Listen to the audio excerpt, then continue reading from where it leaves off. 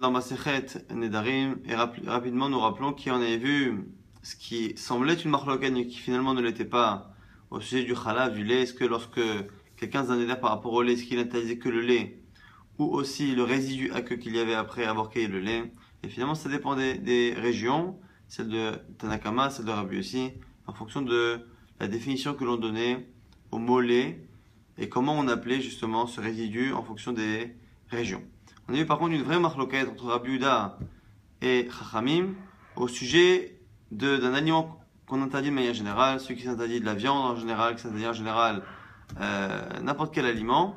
Est-ce qu'il a que les aliments qui sont servis de manière habituelle qui sont interdits, ou même le goût que ces aliments peuvent donner ailleurs? Selon Rabbi Yehuda, même le goût sera interdit. Selon Chachamim, lorsqu'on s'interdit la viande par exemple, eh bien, on a l'interdiction de consommer de la viande telle qu'elle est servie normalement. Pour interdire la viande et à la fois le goût qu'elle a pu donner dans un autre plat par cuisson, il faudra s'interdire une viande précise. Lorsque l'on aura interdit un morceau de viande de manière précise, à ce moment-là, Chachamim seront d'accord qu'il y aura un issur, il y aura un interdit qui se propagera benoten ta'am en fonction du goût que ça a donné. Donc non seulement la chair elle-même sera interdite, mais à la fois le goût que cela aura donné.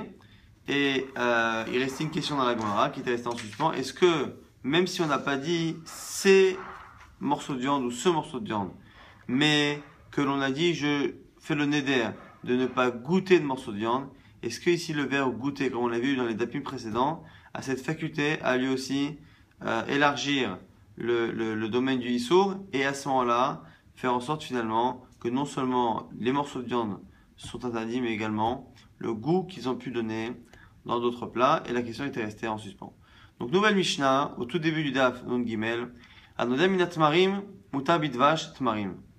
Celui qui fait un éder par rapport aux dattes, eh bien, il a le droit de consommer le miel de date, donc le miel qui coule des dattes qui sont dorées au soleil. Sidvaniot, muta bechomet sidvaniot. Et celui qui fait un éder par rapport aux raisins, aux jeunes raisins qu'il y a en hiver, ces jeunes raisins verts, eh bien, avec lequel, lorsqu'on les presse, on fait du chometz sidvaniot, on fait une sorte de vinaigre à base de ce raisin jeune. Eh bien, celui qui fait un éder par rapport à ces raisins, eh bien, il a le droit de consommer le liquide qui provient de là. Donc ici, on voit que selon Tanakama, à partir du moment où il n'a fait le néder que par rapport aux fruits, eh bien, il a le droit de consommer le jus ou le produit qui est extrait de ce fruit, même si dans le jus de ce fruit, eh bien, on rappelle finalement le nom du fruit. Là-dessus, justement, Rabbi Yehuda ben Betera ne sera pas d'accord. Kol sheshem toldlato, kruya alav, tout produit dérivé qui porte en lui le nom du fruit, eh bien, c'est assour. Venodai meno, et lui, il a fait le néder par rapport au fruit, qui se retrouve donc dans le nom du produit dérivé. Assour bayotsei meno, ce sera interdit. Donc ici, on a une marloquette entre Rabbi Yehuda ben Betera et Chachamim. Est-ce que lorsqu'on a un produit dérivé d'un fruit qui, ce produit dérivé, porte le nom en partie du fruit, est-ce que il fait partie de l'interdit du néder lorsqu'on fait un néder par rapport au fruit ou pas? Et là, ici, la Gemara nous dit en plus, le Mishnah, Vachachamim atirim et Chachamim sont d'accord. Et ici, en apparence, on a l'impression que finalement, Chachamim, qui vient parler à la fin, reviennent et disent la même chose que Tanakama. Tanakama, il dit on a le droit de consommer les produits dérivés. Rabbi Yehuda ben Betera, il dit on n'a pas le droit. Et Chachamim disent on a le droit. Donc ceux qui viennent dire qu'il a le droit ont l'air de redire la même chose. C'est la question de toute la Gemara. Chachamim a une Tanakama, mais il dit moi Chachamim. C'est Tanakama, c'est le premier Tana qui a parlé, le Tana anonyme.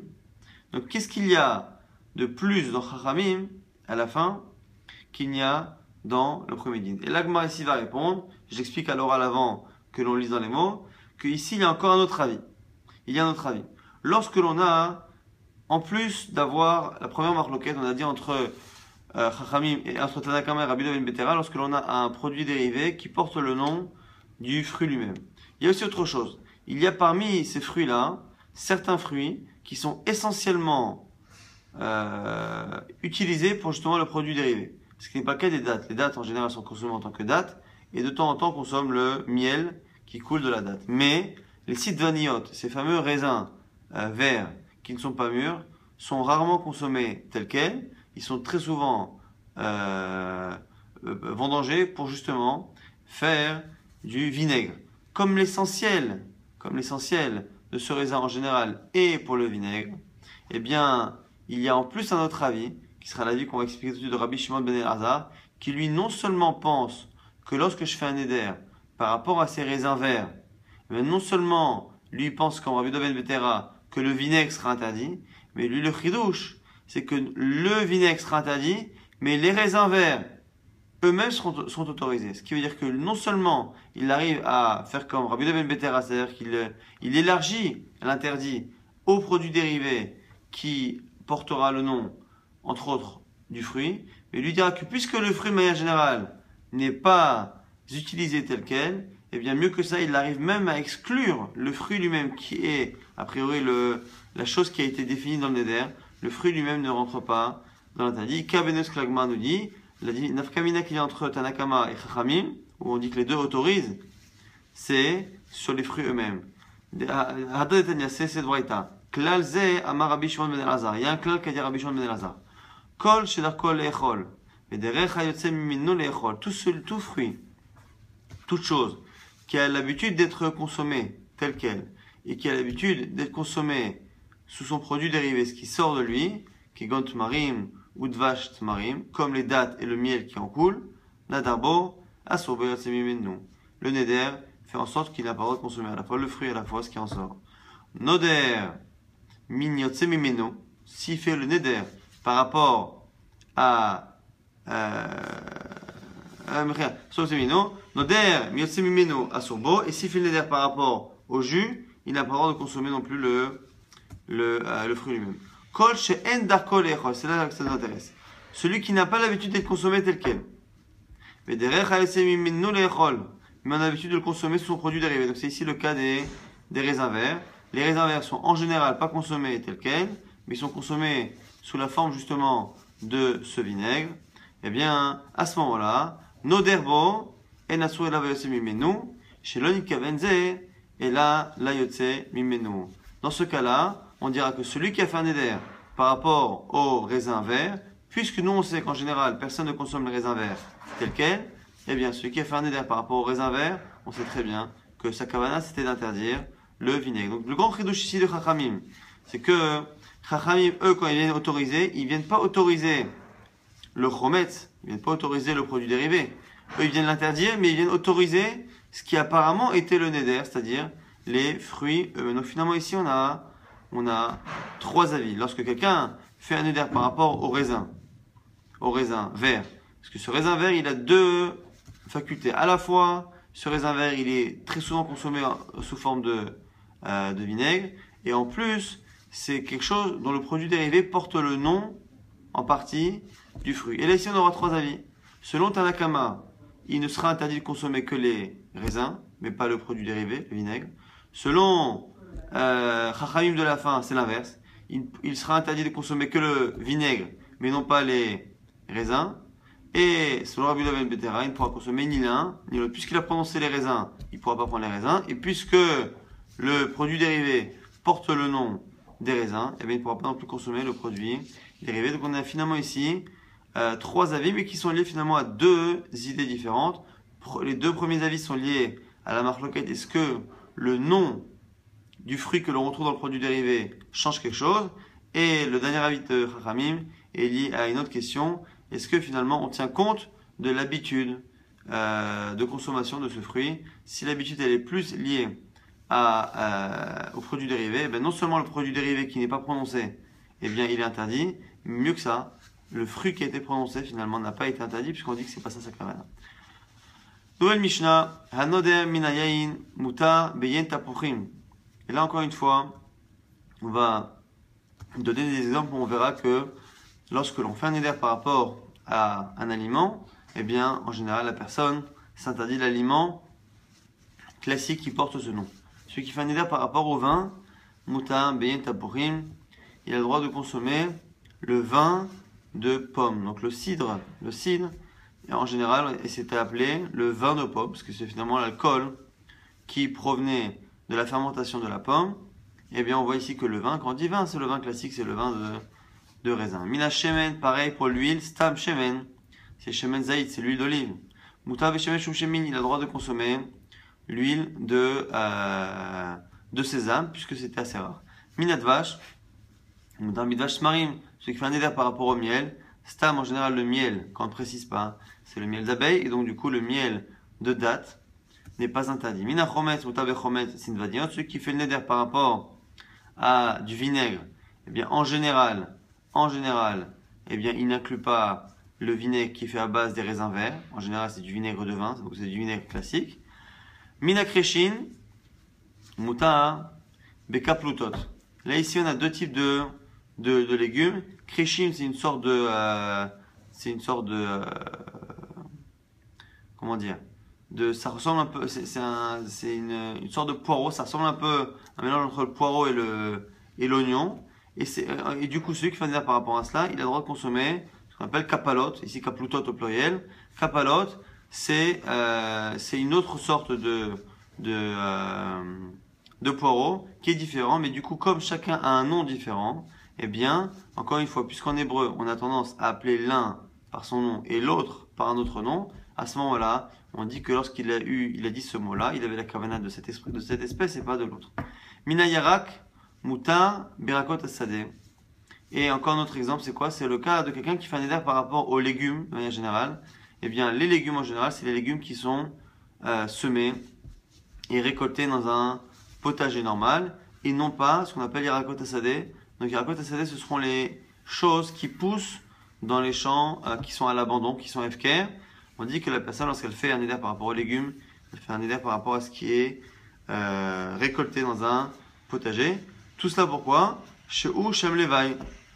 Parce que finalement, toutes ces choses-là, soit le miel de date, soit l'huile de sésame, soit le vin de pomme, que ce soit le vinaigre de raisin, et ainsi de suite, eh bien, ces choses-là, eh bien, sont ce qu'on appelle Shem Levaï, c'est-à-dire que l'on est obligé pour préciser, de dire le miel de, le vinaigre de, et donc du coup, puisque on voit qu'il faut préciser à chaque fois, eh bien, c'est la raison pour laquelle il n'y a pas ici de raison de dire que Stam, lorsqu'il a dit le miel, eh bien, c'est ce miel-là, puisque tu vois bien qu'on est obligé de préciser autre chose, mashma, que le miel Stam, c'est pas lui.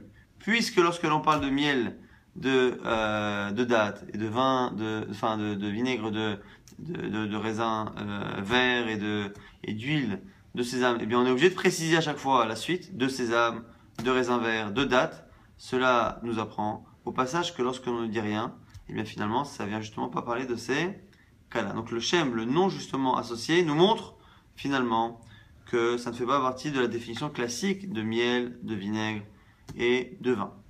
Tanya, une braïta qui vient nuancer ce qui est marqué dans la Mishnah par rapport justement à l'huile. Il vient nous dire que cette halakha qu'il y a par rapport à l'huile, que stam l'huile, c'est l'huile d'olive, et pas l'huile de sésame, et bien on va nous dire que finalement c'est exactement l'inverse en Babel. Hanoda min hashemen beretz Israël, mutar beshemen shumshemin, vasur beshemen zayit. Celui qui fait un éder en Eretz Israël par rapport à l'huile en Eretz Israël, eh bien c'est Eretz Zet shemen udvash, c'est une terre justement où l'olive pousse, et bien du coup c'est la personne s'interdit l'huile d'olive et non pas l'huile de sésame. Ou Bavel, mais en Bavel, asur beshemen shumshemin mutar beshemen zayit, c'est l'inverse. À l'époque, Stam, l'huile, de manière générale, lorsqu'on disait l'huile sans préciser, c'était l'huile de sésame. Et c'était l'huile d'olive qui était plus rare. Du coup, encore une fois, le même néder sur l'huile a un sens différent en Israël qu'en Babel. Comme chez Mistapkim, misé ou misé. Nous dit la Braïta, à un endroit où on a un doute. On a un doute finalement, si dans cette région-là, Stam c'est Shemen Zayit, l'huile d'olive, ou Stam c'est Shemen Shumshemin de sésame. Assour basé au basé, nous dit ici la Braïta, eh bien écoute, on s'interdira les deux dans le doute. Comme on a dit Pshita, c'est pas chose évidente. Il est évident que lorsqu'on ne sait pas lequel est le stam, on ne sait pas finalement dans cette région-là de l'huile stam sans préciser qu'est-ce que ça interdit, ben il est évident qu'on interdit les deux. La dit non. Il y a une nécessité. L'autre des rouba mincha mistapkin, parce que lorsqu'on dit qu'il y a un doute, mais c'est pas un doute à 50-50. C'est-à-dire qu'il y a tout de même une majorité de gens qui pensent que, on va dire, que Stam c'est l'huile d'olive, et qu'une minorité qui dit que c'est autre chose. Donc le doute il n'est pas égal. Et comme il y a une majorité, Mahoudetema, qu'aurais-tu dit? Azil Vatarouba, on va selon la majorité. Kamash Malan, ce fait qu'il sera la Humra. Ici, ça vient t'apprendre que puisque tu n'as pas une certitude que dans cette région, quand on parle d'huile de manière générale, c'est l'huile X ou l'huile Y, et que c'est finalement pas une certitude, mais simplement une majorité de gens qui pensent là, et une autre minorité qui n'est pas d'accord, du coup, puisque tu n'as pas de certitude, simplement une majorité, le chidouche ici, c'est que tu ne vas pas selon la majorité, et que tu restes sur ton safek, sur ton doute, tu ne te permets pas, parce qu'ici il y a un issour, et qui est assez chameau, tu ne te permets pas d'écarter le doute en fonction d'une majorité. On continue les halachot par rapport à ces légumes. Anodamina yarak bishar shene shavua aso birakot agina umuta birakot asade. Celui qui fait un éder en général tous les ans, qui fait un éder par rapport, on a dit, par rapport aux légumes. De manière générale, ça vient interdire les légumes justement qui sont dans les potagers et qui sont vraiment semés pour et récoltés pour. Mouta birakot asade, on avait dit que ça n'inclut pas tout ce qui pousse dans les champs, efker, que l'on trouve un peu partout, dans les forêts, dans les champs, sans que ce soit planté de manière volontaire. Mais par contre, si le neder a été fait pendant l'année de la Shemitah, Basheviait, Aso birakot asade, Mouta birakot agina, c'est l'inverse. C'est l'inverse. C'est-à-dire que puisque pendant l'année de la Sheviait, eh bien justement, tout ce qui est potager, tout ce qui est semé avec Havana n'a pas le droit d'être récolté, eh bien on sait bien que puisqu'il a fait le neder pendant une année, on ne peut pas toucher justement au potager, eh bien on sait par élimination et par logique, on sait que finalement sa kavana, c'était de s'interdire ce qui aurait été autorisé. Qu'est-ce qui aurait été autorisé cette année-là? La seule chose qu'on peut consommer, c'est ce qui est FK.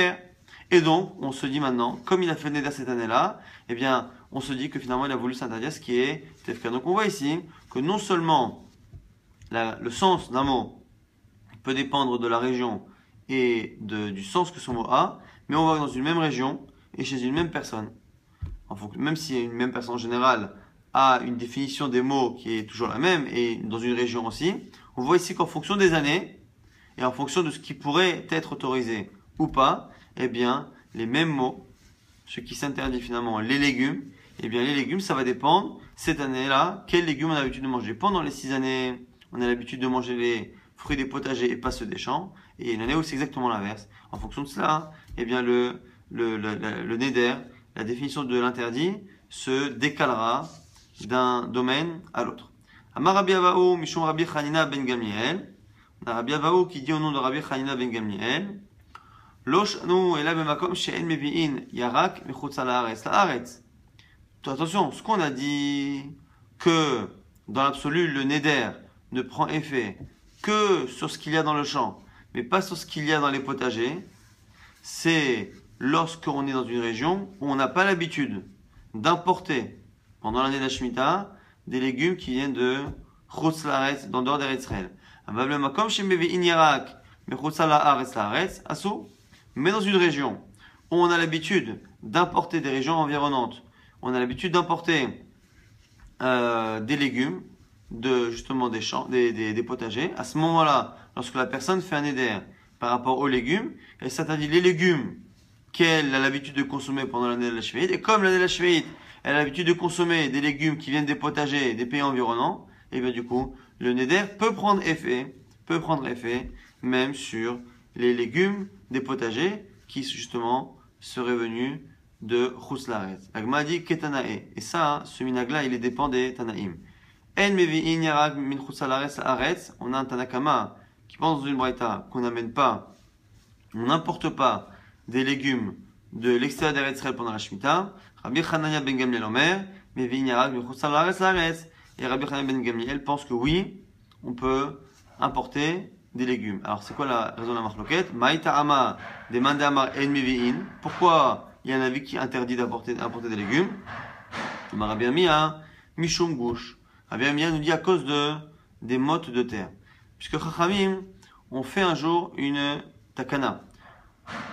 On n'a pas le droit, Chachamim ont fait une takana d'impurifier, de rendre impur, dans le doute, de rendre impur toute terre, toute motte de terre qui provient de Chutz Laaretz. Pourquoi? Parce que les non-juifs avant ne faisaient pas attention à enterrer leurs morts dans des cimetières et dans des endroits définis.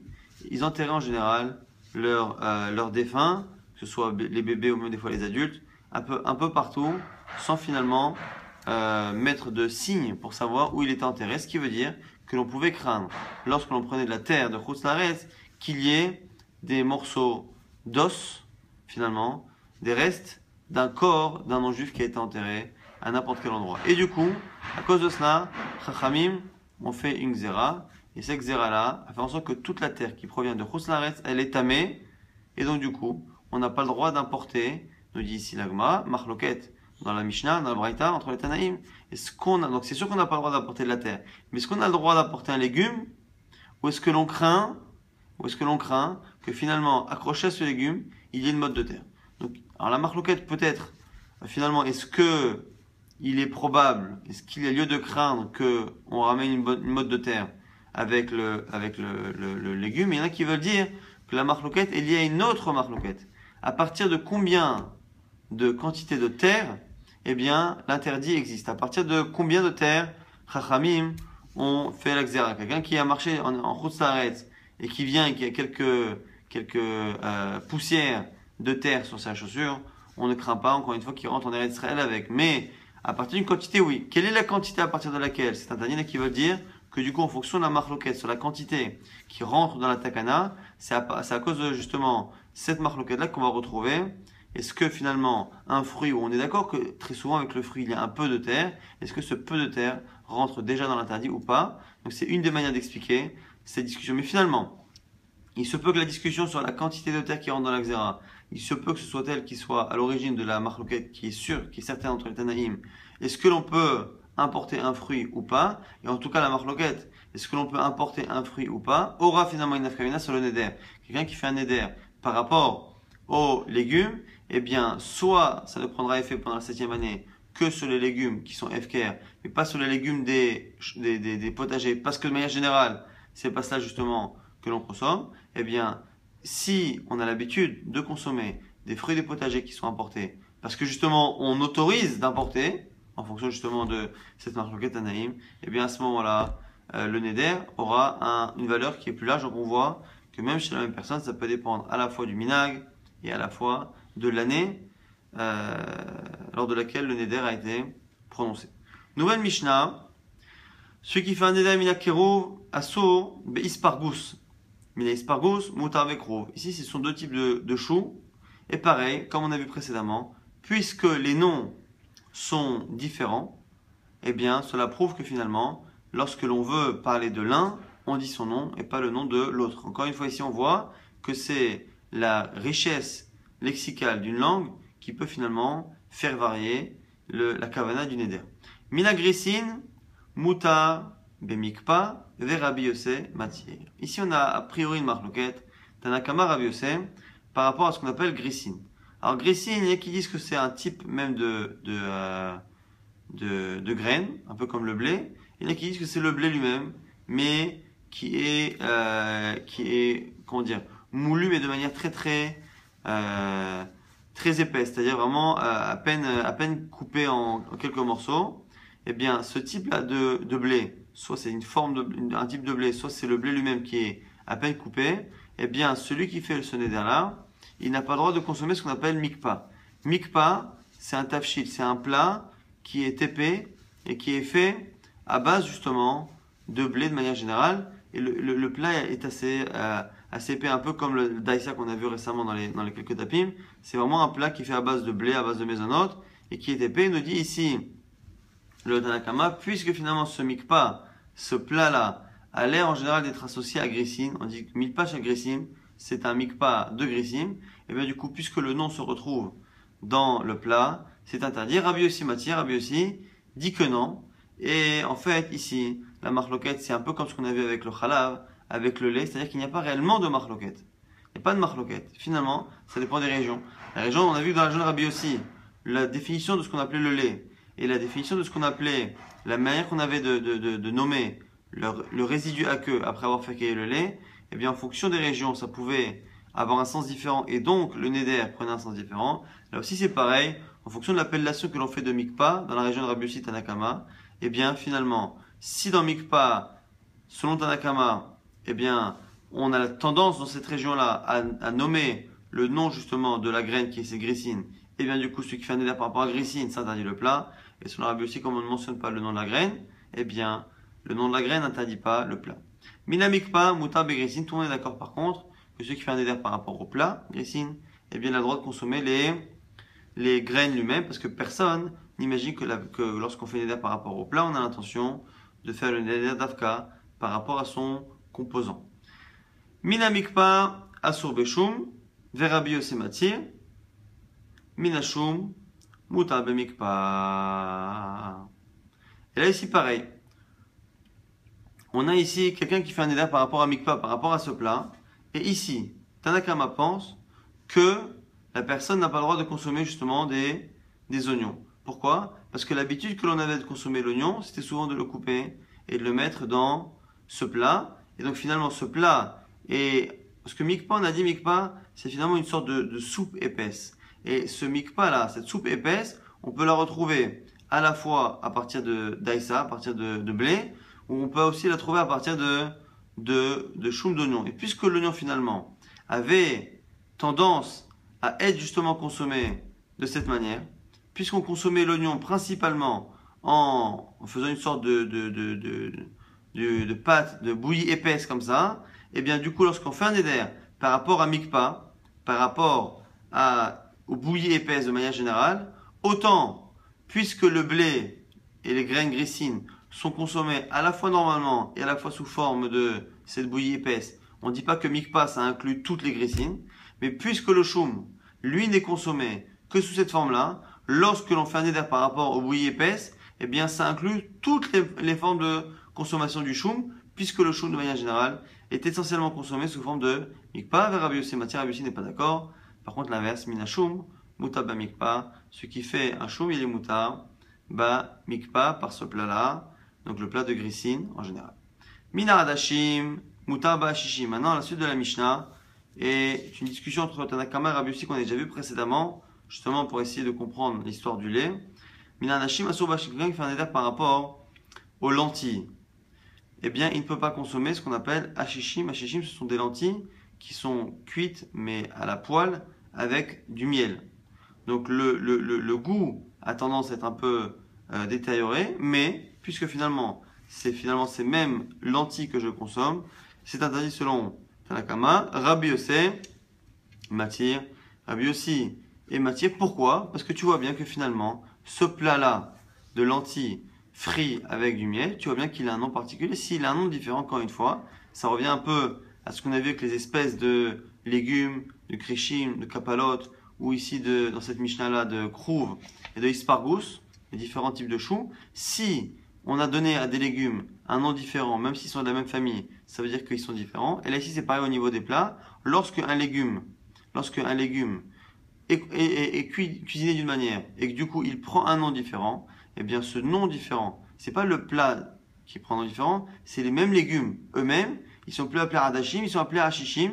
Donc c'est comme si réellement on avait ici affaire à une autre espèce. Et du coup on imagine que lorsque la personne prononce le mot X, c'est pour définir le légume sous sa forme X. Et lorsque la personne dit le mot Y, c'est Y et pas X. Min hashishim, mutar badashim, donc c'est réciproque, c'est-à-dire que réellement Hadashim n'inclut pas Hashishim et Hashishim n'inclut pas Hadashim.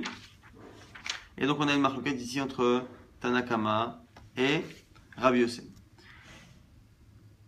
Chitin, Chita Chitin, Mechila. Chita Chitin, Shani To'em. Quelqu'un qui fait un éder par rapport au blé. Mais ici le blé est dit au singulier et au pluriel. Et on verra dans la Gemara que Chita au singulier, le blé de manière générale, en hébreu, ça veut dire en général le blé.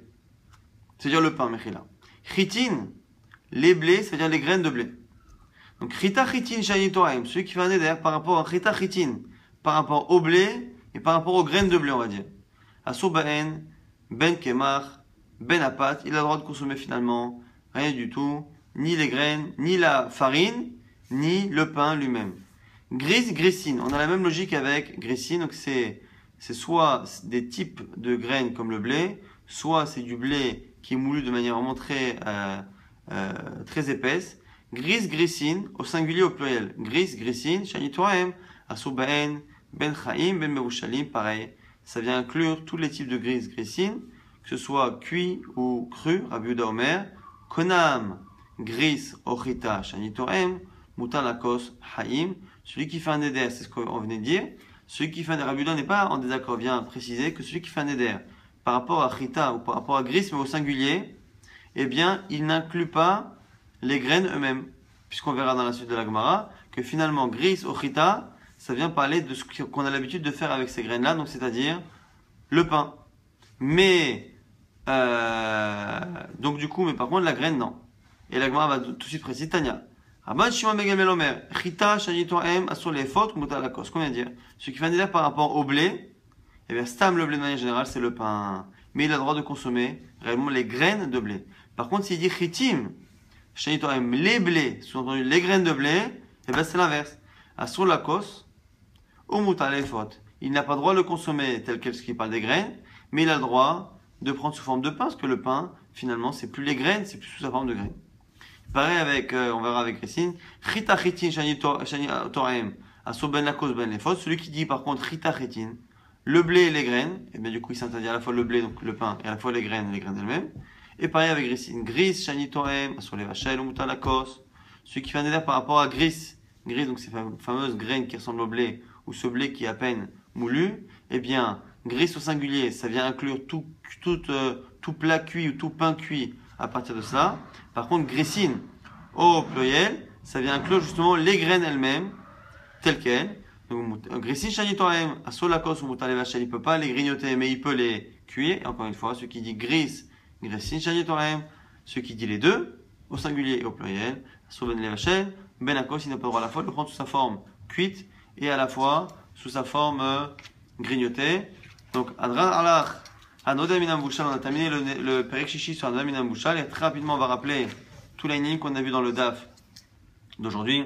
On avait vu qu'on avait, premier Mishnah, on avait vu qu'on avait une marloquette entre Rabbi Yehuda ben Betera et Chachamim à propos justement des fruits dont le produit dérivé, comme le jus ou comme le vinaigre, portait le nom du fruit. Dans ces cas-là, on a une marloquette. Est-ce que lorsqu'on faisait une éder par rapport aux fruits, est-ce que ça inclut également le produit dérivé qui en porte le nom? Et on avait aussi une autre marloquette. Est-ce que lorsque l'on avait un fruit qui, de manière générale, est essentiellement consommé sous sa forme dérivée, est-ce que lorsque ça interdit le produit dérivé, est-ce que le fruit lui-même qui était prononcé dans l'éder est autorisé ou pas, ou on ne peut qu'élargir le néder, mais pas en tout cas lui enlever son sens premier qui est d'interdire le fruit. On avait vu dans une Mishnah que tout ce qui est Shem Levaï, tout ce qui est non particulier, le vin de pomme, l'huile de sésame, le miel de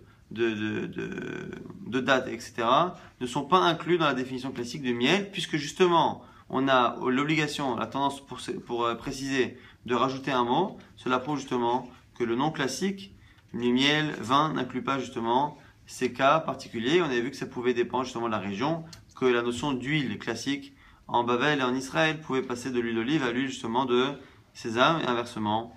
On avait dit aussi que le néder pouvait changer en fonction des moments de l'année, des moments, je veux dire, de la Shemitah. Pendant les 6 années, les légumes que l'on interdit, ce sont les légumes des potagers et pas ceux des champs. Et pendant l'année de la Shemitah, c'est l'inverse, puisque ce sont ceux des champs que l'on a l'habitude de pouvoir consommer, donc ils sont inclus dans le néder. On a vu que ça pouvait aussi dépendre d'autres choses, d'un minag. Est-ce qu'on a l'habitude d'importer des fruits pendant l'année de la Shemitah, qui était dépendant du don de marloquette? Est-ce que l'on était justement gozer à cause de la terre de Chouslaretz, qui elle-même est une xéra que les Chachamim ont rendu impure? Est-ce qu'on s'interdit d'importer des fruits de Chouslaretz de peur qu'il y ait une mode de terre avec, qui rende impur justement éventuellement des tarot? On avait après des Mishnah qui nous disaient que lorsqu'on avait des légumes qui avaient des noms différents, même si c'était la même famille, s'il y a des noms différents, ça veut dire que les gens, lorsqu'ils disent ce mot-là, ont cette kavana-là et pas la kavana de l'autre espèce qui est cousine, qui est rapprochée, mais qui porte un nom par elle-même. On avait vu des marloquot par rapport à la même chose par rapport à un plat. Lorsque un légume cuisiné changeait de nom, est-ce que finalement, lorsque je faisais le néder par rapport au légume, est-ce que ça inclut même sa forme cuisinée qui lui faisait changer de nom ou pas? C'était marloquet Anakama et Rabbi aussi. On avait vu que chita Chitin est pareil pour gris, grissine. Les graines de manière générale, lorsque c'est au singulier, ça ne vient inclure que la forme cuite comme le pain. Lorsque c'est au pluriel, ça vient justement parler des graines. Et donc du coup, pour s'interdire les deux, il fallait dire chita chitin ou gris, grissine.